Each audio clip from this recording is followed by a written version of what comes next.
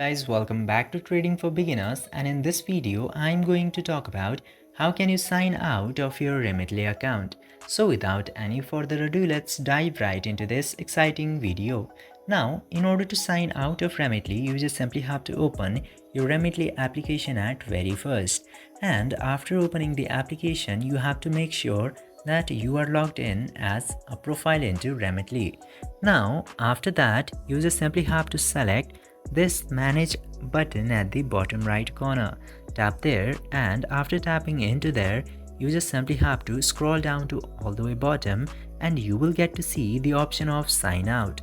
Tap to sign out and then your account will successfully be logged out from your Remitly application. I hope this video was informative for you. If yes, don't forget to like, share and subscribe to the channel to never miss another update. Thank you for watching the video.